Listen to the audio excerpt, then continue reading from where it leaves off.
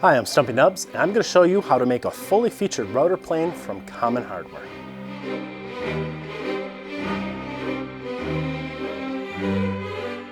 Router planes are extremely valuable tools to have, even in a workshop that primarily uses power tools. In the upcoming August 2016 issue of Stumpy Nubs Woodworking Journal, you'll find a video all about how to use these little woodworking marvels to make common tasks much easier and a lot more accurate than with power tools alone. You can check out that issue for free when it's available in the archives at stumpynubs.com, or we'll put a link in the notes below the video. But what if you don't have a router plane? No problem. You can make one that's just as accurate as a commercially made model. I'll show you how to do it. The size and shape of your router plane is a matter of taste. I traced my old Stanley, but I ended up changing the shape later, so you don't need a Stanley to trace. Just make yours about 7 inches by 4 inches, and if you want to put a couple ears on the ends where the knobs go for shape, that's great. If you want a pattern, I'll make a set of plans for this project available in the homemade tool section at stumpynubs.com shortly. I'm using a piece of 1.5 inch thick walnut. Any hardwood will be fine, and it's perfectly acceptable to laminate 2 3/4 inch layers together to get that extra thickness.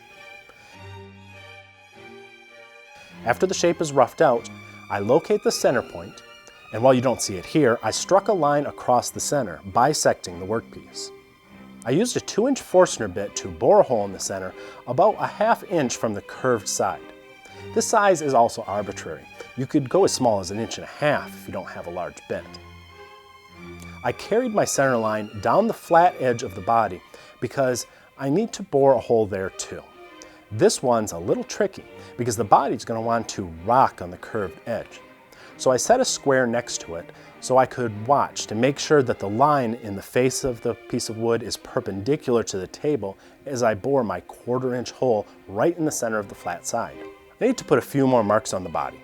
First, I trace out the location of a mortise I'll later chop in the throat to fit the head of an eye bolt.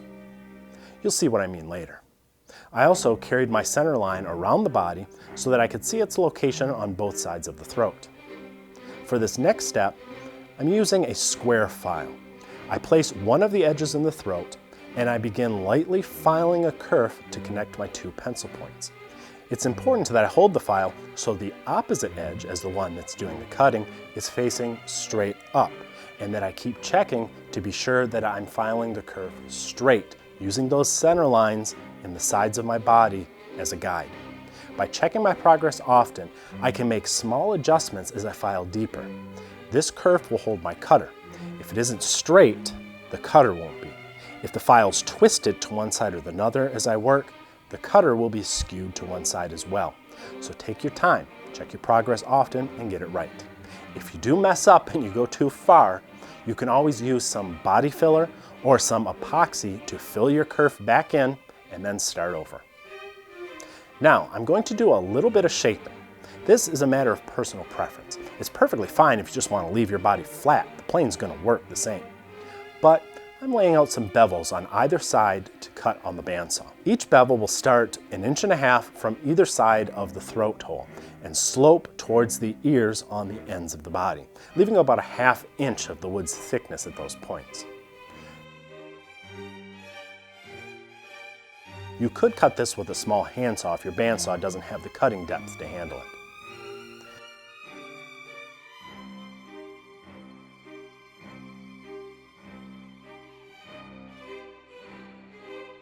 I also cut another bevel on the curved side of the body by tilting my bandsaw table as far as I could and carefully shaving the material away.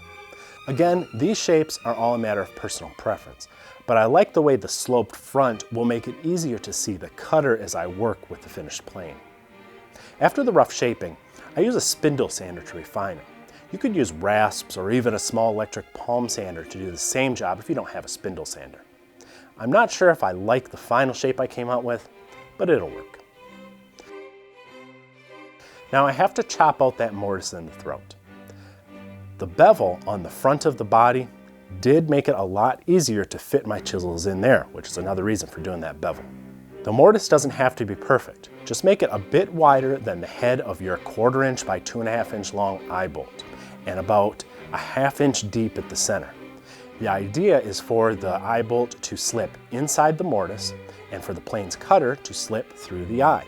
As you tighten the bolt, it pulls down into the mortise, pinching the cutter into the triangular groove that you filed, which squares it up and secures it for use. Let's talk about that cutter for a minute. I've seen people make their own by grinding a bevel on an Allen wrench. That's a lot of work. So I just buy my cutters from Lee Valley. They're about $15 each, and you can do most of your work with just the 1/2-inch cutter. Plus, these cutters have removable beveled ends that make them a lot easier to sharpen than Allen wrenches. On the top of the cutter is a slot for the adjuster. I found that 3 washers stacked together fit nicely into that slot. You want a good fit, not too tight, but not too loose or you'll have a lot of slop in your adjuster. You could try different washer combinations or even file the slot a bit wider if you need to. You'll need a piece of 5/16" threaded rod or a 3 to 4 inch long 5/16 carriage bolt. I threaded a rod coupling, which is just a long nut, onto the rod and then put some Teflon tape on the 1/2 inch of threads that sticks out the other end. This will keep the epoxy off those threads as I apply it to the end of my nut. I'm going to layer my washers on top of the nut using a generous amount of epoxy between them so that my stack sticks together.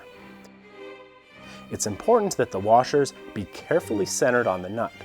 It's a good idea to use washers with holes that are close to the diameter of the rod to make it easier to center them by eye. When the epoxy is dry, remove the nut and pick out those bits of Teflon tape.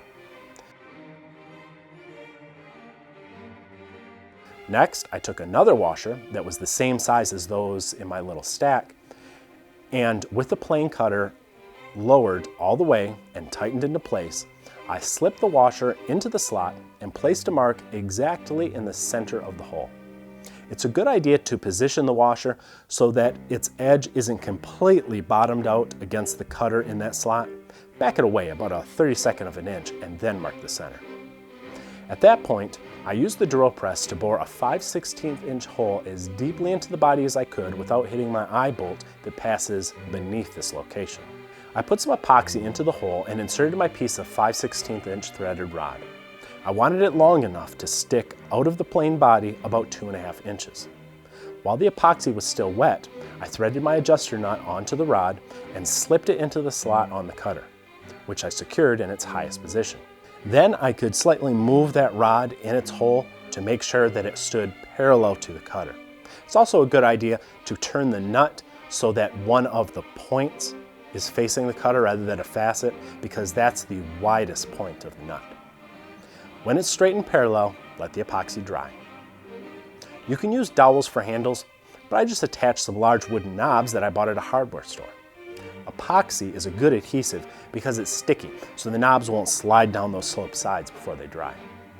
For a finish, I just applied some boiled linseed oil. It's easy to use, dries fast, and looks nice on the walnut. For a couple of finishing touches, I replaced the 1/4 inch nut on the eye bolt with an easier to tighten wing nut. I also filed down a 5/16" shaft collar so I could slip it onto the adjuster post. I replaced the little Allen screw in the shaft collar with a wing screw so that it can be tightened by hand. This will serve as a depth stop for repeatable cuts. And there you have it. I figure I have only about $25 invested in this, including the cutter, and it has all the features of a much more expensive plane. Plus, I get to enjoy the pride that comes with making my own tool. If you're looking for more, be sure to check out the homemade tool section at stumpynubs.com for all sorts of great ideas. And while you're there, subscribe to Stumpy Nubs Woodworking Journal, our free digital woodworking magazine full of tips, tricks, tutorials, and woodworking infotainment. New issues and back issues are always free. See you next time.